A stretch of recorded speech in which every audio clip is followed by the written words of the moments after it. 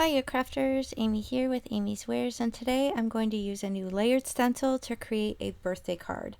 Now here to show you, I was initially going to use these stencils together. I have the layered heart centers and then I have gate open. Now you'll see on the card that I show you in a moment here, I do not use the gate open, but do stick around. I'll show you some bonus cards at the end. Now here's a photo of the finished card to show you the direction that we're headed to start.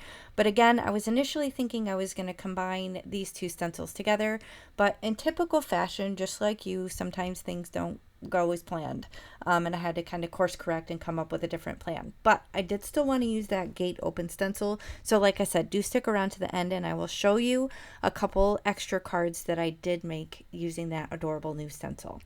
Now all of these stencils that I'm showing you here today are part of the May collection at A Colorful Life Designs. Now this month is kind of special because she has 3 separate Master Creator bundles. And if you aren't familiar with the Master Creator bundles, she basically offers them in groupings at 20% off. So you can't use my coupon on top of it. However, you do get that whole collection at 20% off.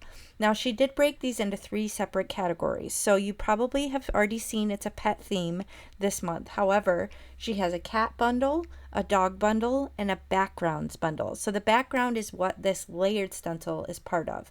So there's this cool layered stencil and some other cool geometrics that make great backgrounds and super easy, not this one in particular, but a lot of easy like cards that will work for anyone or for masculine cards. So be sure to check those out. I will link all 3 bundles below. Please do me a favor, if you shop, please use those actual links because that's the only way I'll get actual credit for the sale, because you can't use my coupon on top of those. Now, if you want some of the stencils individually or any of the card bling or anything else in the shop other than the stencil bundles, you can use my coupon AmyFan10 and save 10%. So I will link everything that I used in the video description box below. If you expand and scroll down, you'll find all those details. Now here you can see I did the layering with various different colors, kind of toning down the white a little bit with some extra ink blending, but at this point is when I realized, like, no way, this is so pretty on its own and it's so dramatic on its own. I knew that it wasn't going to work to layer it with the dog stencil. So this is when I decided to just kind of go off the cuff and change direction entirely and create a different card. So here I'm thinking I just want like a bold, dramatic die cut to go on the front, because I don't want to take away from this adorable layered stenciling because it's so bright and it's so cute. So I decided to just make it a cheery, colorful birthday card. So I grabbed this HOORAY die cut. This is from Lawn Fawn. I'll link it below. I have that little piece of mint tape holding the little bottom of the exclamation point. So this is my way of not losing the little tittles or whatever they're called for exclamation points with my die cut. I'll kind of just stick a little piece of low-tack tape to the die cut with the little dot, and that way I don't lose it. So I'm still just shopping through my sentiment book to see if there's something else that I want to use instead, but I do end up ultimately going with that HOORAY. Now, even though I did the little subtle ink blending with the residual ink, I felt like it wasn't standing off enough. So if you have big imposing die cuts like this, don't be afraid to throw them in your embossing folders. So I have this 3D embossing folder from Alta New. I'm sure this would work with 2D as well, but this is a fun way to add some extra texture and to kind of separate your die cut from your background. Again, here I'm seeing the white isn't standing out enough, so I decided to stick it down onto my low-tack stick mat here, this is from Alta New, and do some ink blending on top of it. So not only will that accentuate the 3D embossing that I did on the die cut, but it'll also add some separation from the background. So I'm just slowly adding colors until I figure out how I like it, how it looks, make sure it stands off the background enough. Now I love the plaid of this embossing, and the way that I ink blended it reminded me of like an old plaid shirt that I used to wear, probably back in the 90s. I don't know. But I see this plaid and I see these colors and it reminds me of an old piece of clothing. So I don't know how you guys work, how your brains work, what inspires you, but sometimes I'll see something completely unrelated and that could inspire me to a certain, I don't know, like color theme or whatever. Granted, this is the other way around. I do the ink blending and then it inspires me and reminds me of an old t-shirt. But anyway, whatever. I'll stop waffling. But anyway, I have these cool colors that kind of tie everything together with the colors that I use in the background. And at this point, I pulled out some black cardstock because I was thinking I was going to die cut it again and then have like a black shadow layer, which probably would have looked really good, but I decided to use this scrap of white fun foam instead. Now I had put two-way stick tape. I have a really kind of wide roll of two-way stick tape from scrapbook.com, and I put that on the back of this white foam tape to create a glorified sticker. And I decided to use white because that's what I had on hand, even though I think black would have probably looked better and given it even more separation. But this foam is popping it up enough off the background to give it separation and really help that sentiment kind of stand on its own. Now I am going to kick it off slightly off to the side. I'm using some liquid glue from Barely Arts. I'm going to just offset it a little bit. So it's going to be almost like a white drop shadow, which again will help even more with the separation.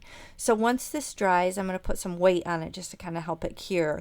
But once this dries, I'll be able to peel that backer off, and then I have this huge HOORAY, basically a sticker that I can put on the front of the card.